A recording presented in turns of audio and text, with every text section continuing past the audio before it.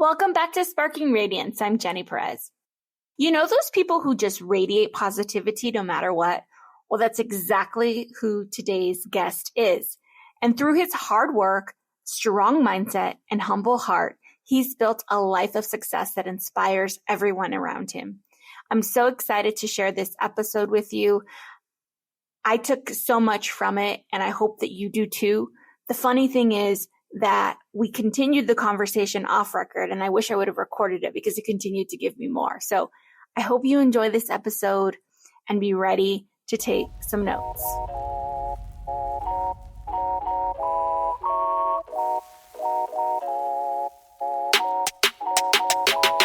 Hey there, I'm Jenny Perez. I'm a wife, mom, and small business owner. And although I love being all of those things, I'm at the point where I feel like there's something more to life outside of those roles. Does that sound like you? If you're in search of that extra magic, craving a dose of positivity, purpose, and real talk on being worthy, capable, and able, you're in the right place. Let's kick off this journey together, ignite that spark, radiate some positivity, and discover what makes your life and business truly shine. Ready to jump in? Let's spark some radiance together.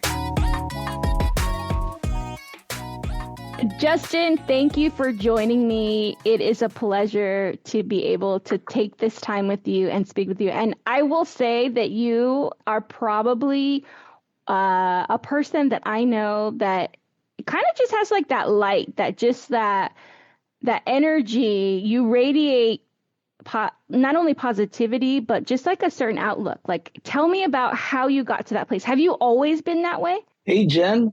You know what? Thank you for having me on. You know what?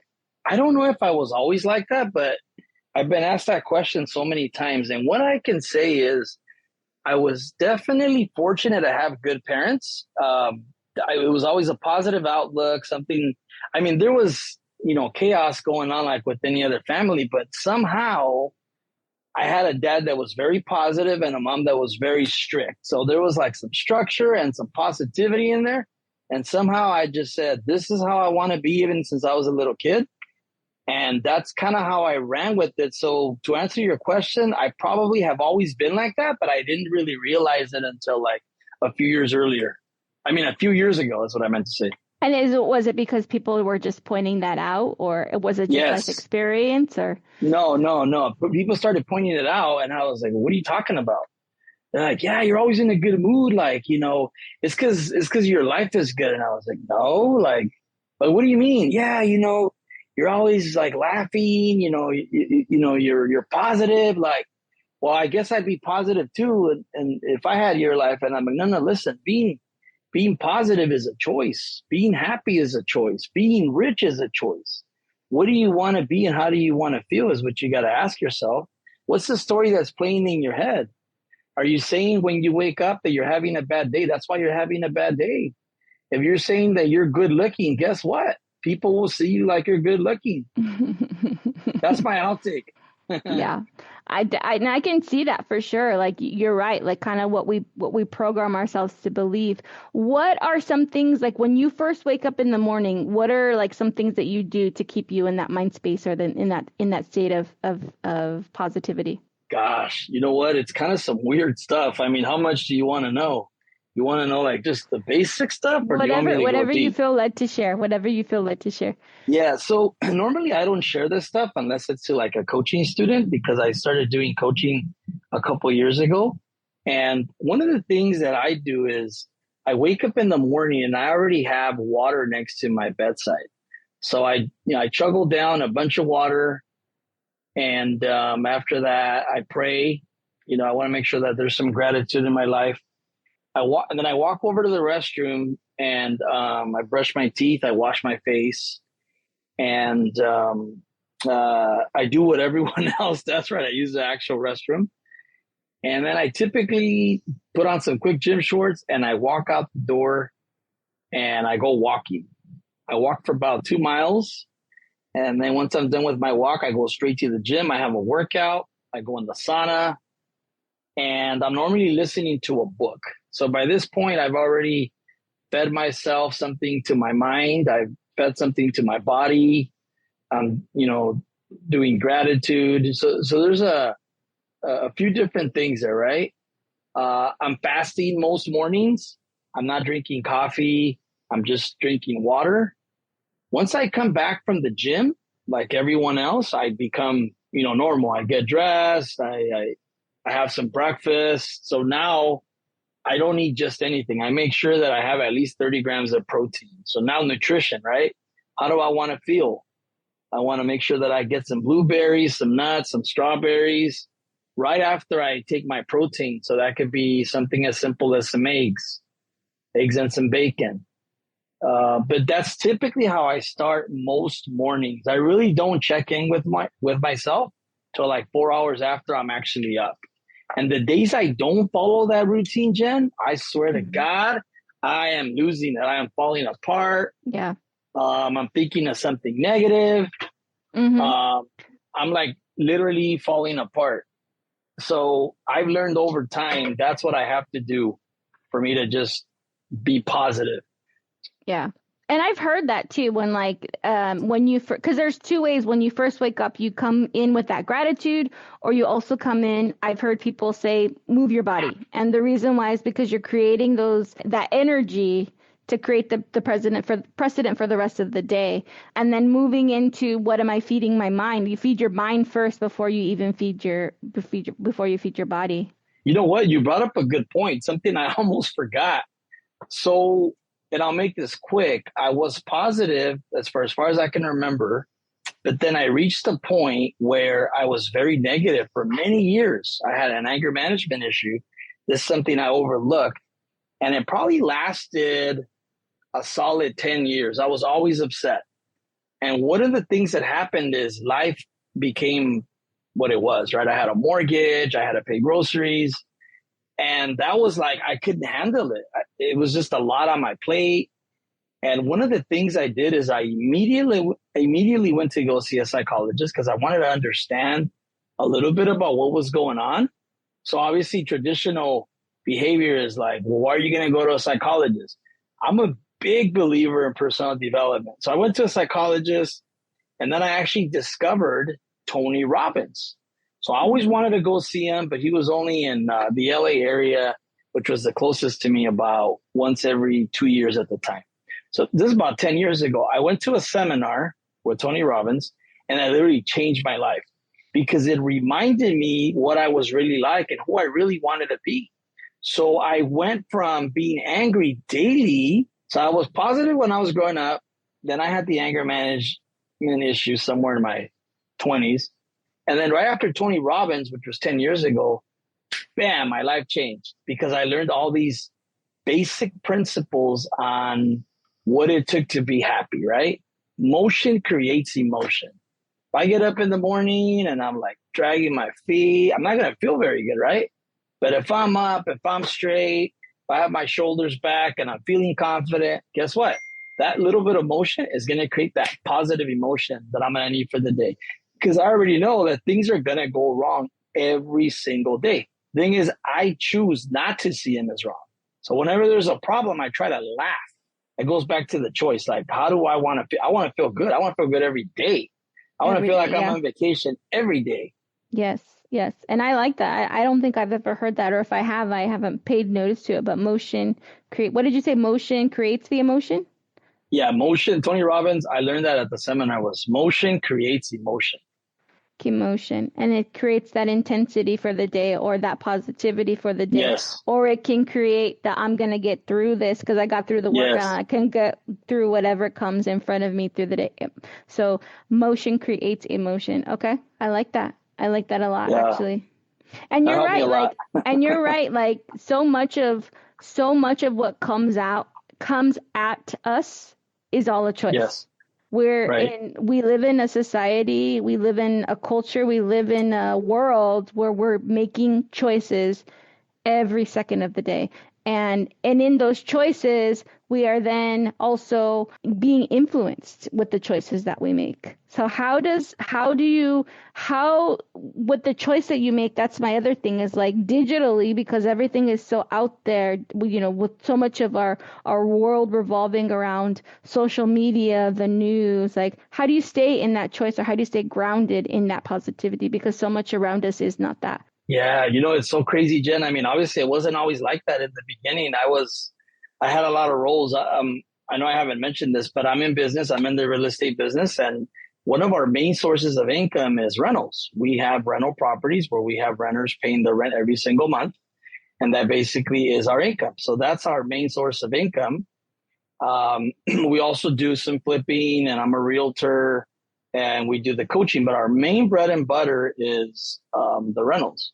And one of the things that's happened is I created systems years ago where I was able to just like I didn't really have to think anymore. I just started writing down everything that I had to do. And that's basically what created the lifestyle around what I had to do. Like I would write down, all right, in the morning I do this, in the afternoon I do this, at nighttime I do this. And first it was written down, and then later I started implementing it. And before you knew it, it was on automatic. So that's what I try to do. I try to have things on auto, so that when like shit does happen, I'm not like, oh my God, I can't believe this. Because imagine when you have all kinds of tenants, you're going to have troubles. They're going to have troubles. And then before it would become my problems. But now it's like, I realize that it's just part of the business. Yeah. I think that's kind of like, again, going back to the mindset space, or going in with the anticipation that there are going to be troubles, and how you choose to, you can either be reactive to it, right? Or you Yes. can choose, I love that. Or you can choose to be proactive. So like, in the sense of, whenever I hear that, I've heard other speakers speak about that as well. But one of the things that stays in my head, or what I hear, is actually that old rap song. I don't even know who sings it, but I just hear that little hook where it says, if you stay ready, you don't have to get ready. Oh, shit. I'm going way back, but I hear that, if you stay ready, you don't have to get ready. And it's the same concept, right? Like if I know, right, if I can anticipate, like, what is the worst case scenario? What is the worst case scenario of this? Then you're preparing yourself to not be reactive to it, because you already anticipate that it may or may not come now. And it keeps you in a, like, as far as like in the center of what I'll have to look up what that song is. But if you stay ready, I think it even says, like, you ain't got to get ready. I'll have to look it up, whoever sings that. But that's what I always hear when it's like, yeah, gear up, be ready. Like, well, whatever the outcome is, I'm still going to have to do what I have to do, or I'm not going to be reactive to whatever the day might bring. So I know it sounds funny, but someone may come to me and say, hey, so-and-so in apartment so-and-so died. And I'm like, oh, shit. The first thing I think about is like, did they pay the rent? And they're like, oh my God, don't you have a heart? No, I have a heart, but I have to worry about my family first. Like, did they pay the rent? Because that's going to affect the accounting. I'm going to worry about my family. I can't worry about all the other families. Yeah. And it sounds cruel. Or once selfish, I figure that out, then it's like, okay, what can we do to help out that family? And you know, people laugh about it like, oh my God, like, but you know what I mean? Like, it's business. So you have to be able to separate business from yourself. Yeah. Like, you know, bad stuff's going to happen every day. You just have to be able to know you have to be proactive, like you said. Yeah. And not reactive. I know that was kind of rough. That was a tough one. I'm thinking, poor people, poor tenants. No, but I can definitely understand, and I no bad taken from that, because I know you're a great guy, and I know you take care of your people. Thank you. But there was something that when you said that, I was thinking, going back to the choice, right? Like, worst case scenario. Yes. That is ultimately a worst case scenario for you. Yeah, it is. And we have had it happen a couple times. Yeah, tough. That's tough for sure. So kind of just transitioning with choice. So choosing to from what I've gotten so far, is choosing to be positive. It is a choice. Right. Getting your body in motion every morning, feeding your mind. And I think a lot of times our culture is so big on feeding. Like, we're so into fitness. We're so into what we feed our body. Is it organic? Is it not organic? The chemicals that's in everything. Is there BPAs? Like, we are so strict about ourselves when it comes to what we feed our body. But tell me about, like, because I noticed that you said, before I even feed my body, I feed my mind first. Like, why is that so important? You know what? I think it's because by nature, we're going to wake up with negative thoughts. Even if you're positive or not, you're going to wake up and you're going to think about what your aunt said and your cousin did. And, you know, your mind is like, it's like a small chip in your head thinking about all kinds of thoughts. So what I try to do is I try to pre-program it. As soon as I wake up and I think about a negative thought, I right away try to shift it to gratitude. And I try to remember, like, what's my plan for life? So my plan for life is to be happy. And I have subjects right in my mind, like, okay, it's health, family, and then the business. And that's how I live by those three things. So if I get something that has to do with work at 6 a.m., I'm probably not going to take the call because I haven't quite done A, which is health. And it starts in the mind. I feed the mind, and then I move on to the other things. Does that answer your question? Yeah, of course. But I think where I'm kind of poking at is the mindset space of what we allow to come into our mind. Like, how important is that? Because obviously it was super important to you when you got that from Tony Robbins, right? That, like, he was your, the way you talk about him, like you light up. You light up when you talk about him. Yeah, he was like the beginning. But he was the beginning of the reprogramming of who we are, right? Because if we are not careful, just like from a health space, if we are not careful about what we put in our body, it is the same of what we put in our mind, is what I'm trying to get at. Yes. It's like, talk to me about, like, why someone who has no experience with putting things into their mind, why should they put focus on that, is my point. You know what? That's probably where it starts. So you're born and then you grow up, and depending on what your background is or who your parents were, I think for the most part, you're like, well, I eat a lot because my mom ate a lot. And, you know, I drink because my dad drank. But in reality, it all goes back to habits, and the habits are first composed of in the mind. So mindset is what really is going to drive you. I think personally is, do I want to be happy or do I want to be sad? Do I want to be poor or do I want to be rich? Do I want to be married or do I want to be single? Do I want to be family oriented or do I want to make my friends a priority? And it doesn't matter what age you are, right? It's like making a decision, being proactive about how you want to think. And then from there, right, obviously I have a growth mindset, but I didn't always have a growth mindset. You know, I grew up being a victim like most people, thinking, well, I'm a short guy. I'm a skinny guy, you know? I wish I was taller. I wish I had a cooler name, right? I wish I had my own bedroom. But now those are the things that make me strong, because it's like, I wouldn't have changed a thing from my childhood, because that sometimes makes you who you are later in life, where you start to be appreciative, where, you know, you pump gas and you don't even think about the gas price, right? I have that on auto too.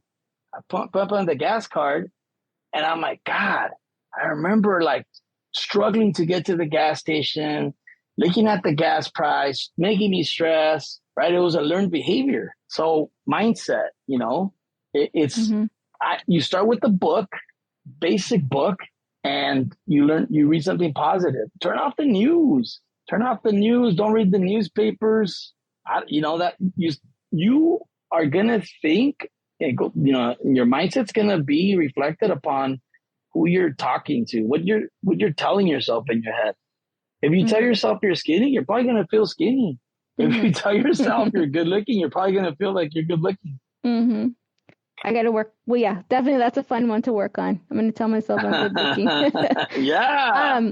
And I recently, because I'm big on podcasts and I'm in this stage or this journey, like most of us that are listening, of like just transitioning to that next level of myself or becoming the best version of myself. But one of the things I heard in a podcast recently is she talked about decluttering and the power of decluttering. And sometimes you can declutter relationally. Like there's some relational relationships that will definitely affect the mindset.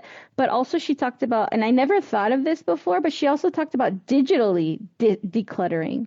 Like going back to what am I allowing my eyes and my ears to hear?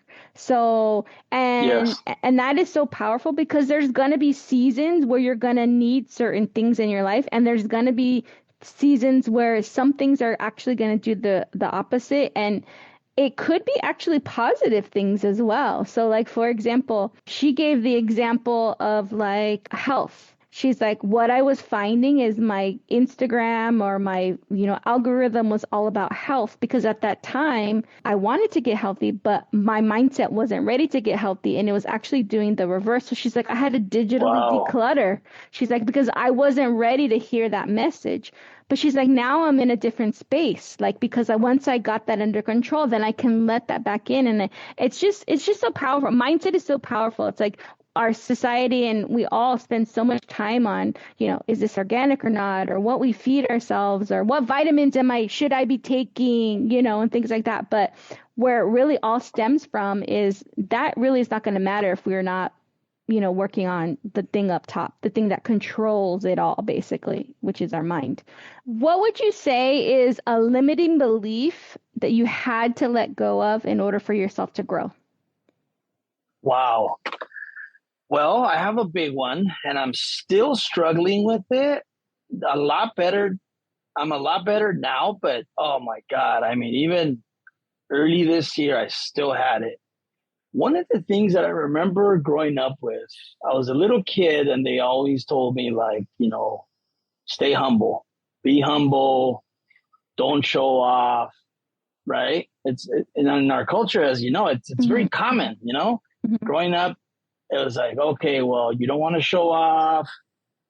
So I kept myself so humble that I was really living against what I believed in. So what that means is I drove an older car, right? Because if I got a newer car, now I'm not going to be humble, right?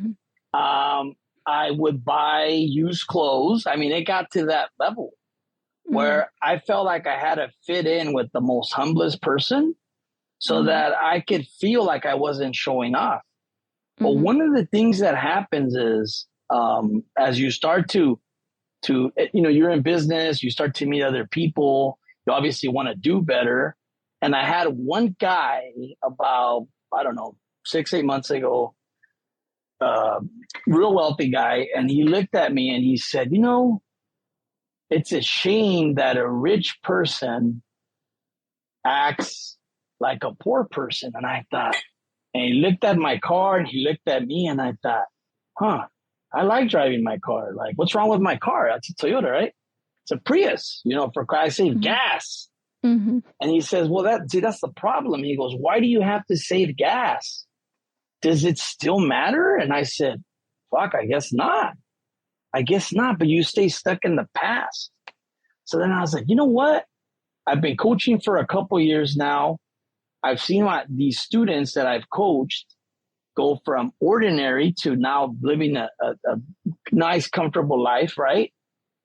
Because I believe that wealth comes in different ways, right? There's the mind, there's the money, there's the health, the nutrition, the loving relationships, right? The happiness. And I thought, God, I'm doing a sucky job. I mean, do I really like driving that car? No, I don't. Could I buy a better car? Yes, I can. Then why haven't I done it? Right? Is it just a car? Then I went to my closet. I had all kinds of old clothes. And I'm like, I've had this sweater for 12 years. Why am I still wearing this? It's faded, right? This one even has a hole on it.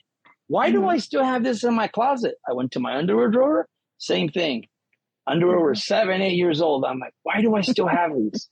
Right? And as I kept looking around, I noticed that I had been living in the past. So I thought, okay, if I really want to grow mentally, right, I have to make a change. So what I did is I got rid of all my clothes. I switched my car. I bought nicer clothes. Not because I'm trying to prove anything, but because I'm trying to become the best version of myself. I really didn't want to have the sweater with the hole on it. I just thought I had to wear it so I could prove to the world that I was humble. And I thought, no, that, you know, you want to live how. Yeah. You associated being humble with a thing is what it was. With that sweater defined you, but humility is not a thing. Exactly. And you know what? Check this out. I got to point this out because this is big. I was 20 years old and I had a family friend tell me, you know what? I didn't like you before because you weren't humble. You were a show off.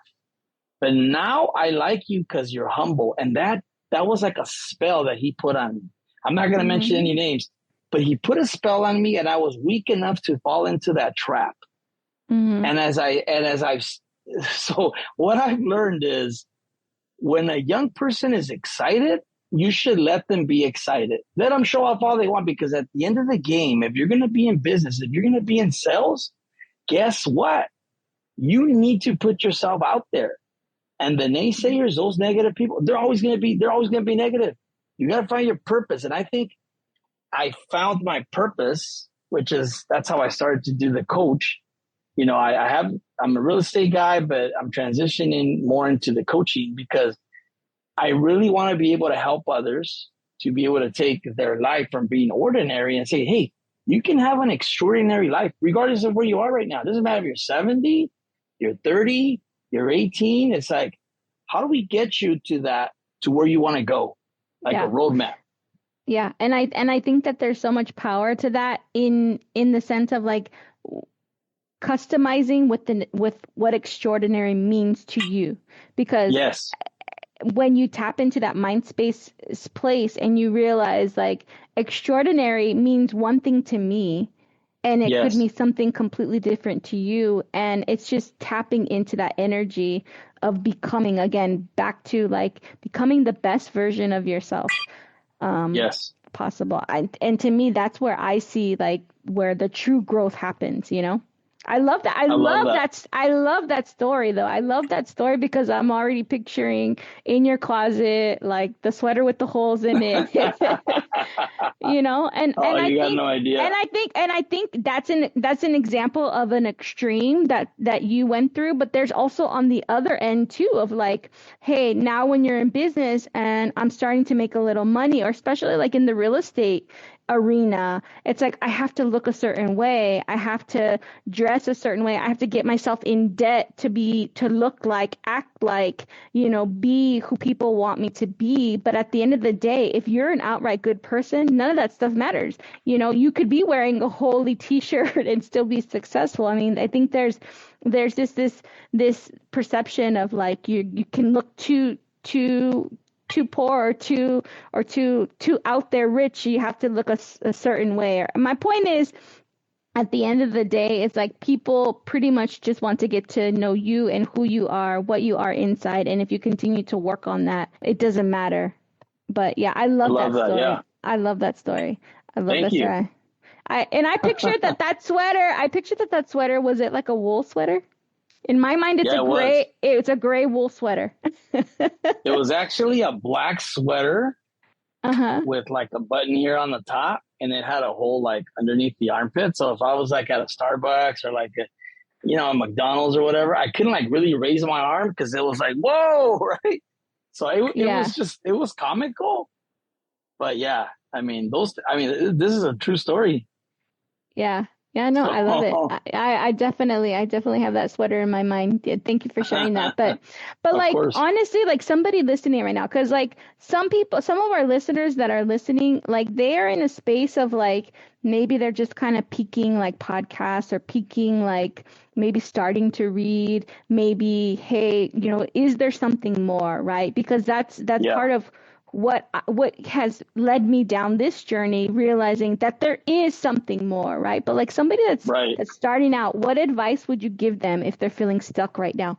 Well, I'll briefly get into it. I've come up with some basic steps for anybody, no matter the age, no matter where you come from. You could be in Mexico, you could be in the US, you could be in China. It doesn't matter.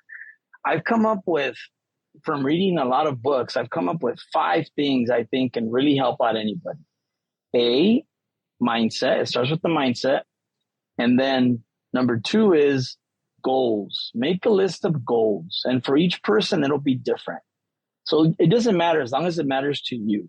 Third thing would be budgeting. A budget allows you to spend, right? Make it simple, make it basic, right? Rent or mortgage, light bill, gas bill, right? And then let's say you have $200 left over. First off, right?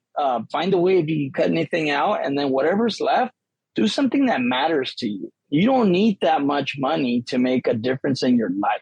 So budgeting. Number 4, which I love, is lifestyle. I hear so many people saying, okay, well, I'm just so busy. I'm so tired. I don't have time for anything. Well, no, you have time for anything, right? Make a list of what you want to do, what you like to. Like for my case, I love to kayak, right? So kayaking, exercising, walking, hiking, coffee meetings with people. I'm part of a mastermind group where, different business people get together. We talk about stuff, sales meeting, whatever you like to do, you create a list. That's a lifestyle, right? I don't do sports. Most people do. My sport is business, right? It's growth, it's business, it's wealth, it's personal development. So lifestyle. And then the 5th one, which I think could make the biggest difference, is quantum leap. And I know it sounds kind of fancy, like quantum leap. But what it is, and I'll make it real simple, is like, it used to be that, okay, if you bought a home, it was the American dream. You had already made it. And maybe if you wanted to be a little entrepreneurial, you'd have a rental. Today, there's no limit. You can have 5 rentals, 10 rentals, 20, you have 1,000 rentals. That's quantum leap.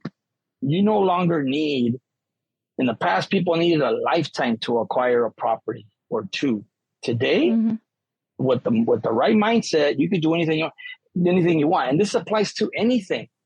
It could be to losing weight. It could be to whatever you want to do. Whatever you want to do. You want to have an Airbnb, or you want to have 5? Quantum leap, like really taking that leap. It could be whatever you want. You just got to be able to come up with your idea, and then you reverse engineer. You work backwards and you take daily steps to get to where you want to get to. So those are the 5 things that I've come up with. And like in my coaching program, that's what I start with. I explain that. And then, there's like modules to it. But those are the 5 main things I've come up with. Can you repeat them again? Yeah. So the first one is mindset. The second one is goals. The third one is budgeting. The fourth one is lifestyle. And the 5th one is quantum leap. Quantum leap. I love that. Thank you. If you want, Jen, for your viewers or for your audio listeners, I can make a list of an example of each. I can email it to you or send it to you somehow. We can definitely put it in the show notes for sure. Yeah, like a clip note or something. Yeah, for sure. For sure. One belief that you would love everyone to take, or is everyone to walk away with? Like, what is the one belief you'd love them to walk away with after listening to this? What is the one thing, the takeaway that they need to take with them? I would say that no matter where you are, you don't have to stay there. You can move anywhere you want, think however you want, dress however you want. You can work in one place and completely turn that around. You can change anything you want as long as you believe that you can. But for that, we have to start with the mindset. And it's choice. It's a choice. And it's choice. Sure. And it's a choice. Yes. Well, I thank you. I thank you for being, I'm definitely going to have you on again. I know this is the first time that we've had you on, and you've you've shared so much in such a short amount of time. And nice. Thank you. I appreciate you, and I respect you not only, as a friend. I respect you also as a business person. And I feel that you have definitely many, many, many more blessings coming your way. And where can people find you if they need to get connected to you? So they can find me on Justin Coaching _ on Instagram, and on TikTok. They can find me on a Spanish channel called Chulis El Inversionista, all one word. Yeah, we'll put that in the show notes for you for sure. Well, Justin, I Awesome. thank you. I'm excited for you. Big things are coming your way.